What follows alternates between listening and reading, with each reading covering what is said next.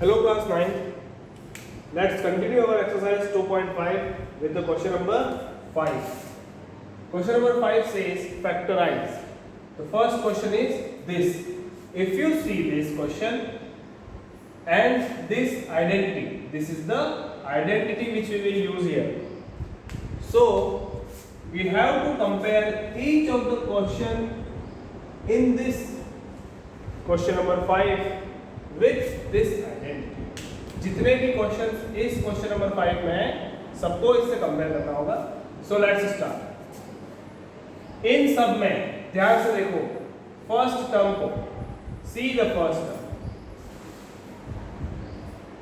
4x square को आप 2x का होल स्क्वायर लिख सकते हैं. You can write 4x square as 2x whole square. This term 9y square as 3y whole square because 3 3 is 9. Square of 3 is 9. Again, this can be written as 4z square. You can write 16z square as 4z whole square. Now, the first thing which we will do is this. Okay? Showing these three terms as the perfect square of some term. इन तीन terms को किसी का perfect square show करते हुए आपको आगे बढ़ना है. फिर ये पीछे प्लस माइनस के साइन किसके अंदर जाएंगे वो आपको देखना है. Let's continue. 12xy. Now plus 12xy कब आ सकता है? जब ये दोनों टर्म्स प्लस की हो. So to create this 2xy term. ये 2xy जो टर्म है उसको क्रिएट कर रहा हूं मैं.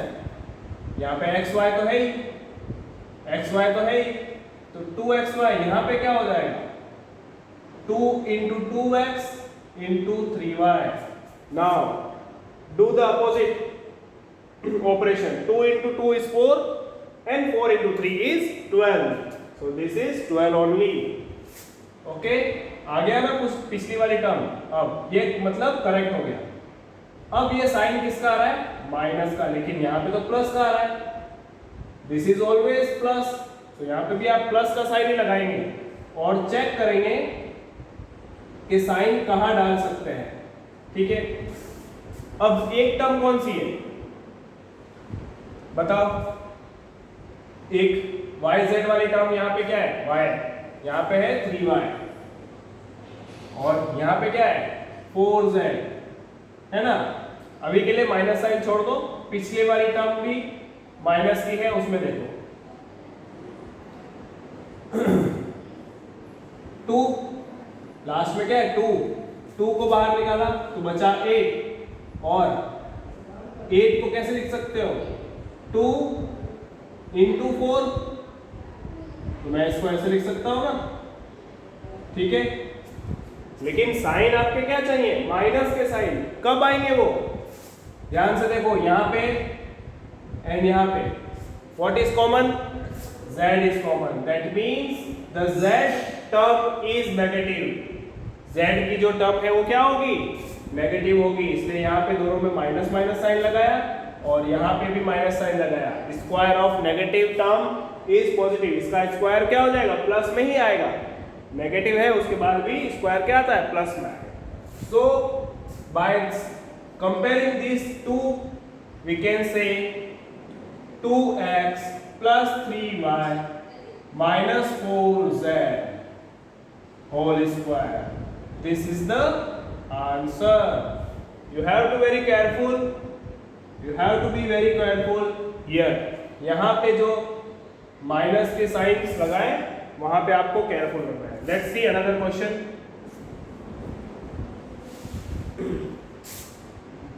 2x square plus y square plus 8z square minus of 2 root 2xy plus of 4yz 4 root 2 yz and minus of 8x if you first find the what is the root of this 2, root 2 का under root क्या होता है? Root 2. If I write this 2x square as root 2x whole square, this is correct? Correct है ना ये? अगर 2 को मैं स्क्वायर लिखना चाहता हूं तो रूट 2 का स्क्वायर लिख सकता हूं, तो इसको ऐसे लिख लिया. इस टर्म को देखो, y का तो y ही रहेगा, this is the same term, y whole square of y. Now see this term, 8 का रूट निकालना हो, किसका रूट निकालना हो? 8 का अंडर रूट, तो आपका वो टर्म आती है 2 इंटू 2 इंटू 2. 8 को क्या लिख सकते हैं? 2 इंटू 2 इंटू 2, एंड ये 2 बाहर निकाल लो तो बचेगा क्या? 2 रूट 2. तो आंसर क्या आया? 2 root 2. Now right this as 2 root 2z square. What you will write? You will write 8 as 2 root 2z square. 8z square को आपने 2 रूट 2z स्क्वायर लिखा. अब इसको देखो और आपकी इक्वेशन देखो, यहाँ पे माइनस साइन है, लेकिन माइनस साइन नहीं आना चाहिए, यहाँ पे भी माइनस साइन है, इसलिए माइनस साइन को हटाना है. दूसरी चीज, see one more thing common here. जिस तरह से पिछले टर्म में क्या किया था, z और माइनस माइनस साथ में आ रहे थे, लेकिन यहाँ पे क्या आ रहा है? x इधर से और x इधर से. जहां जहां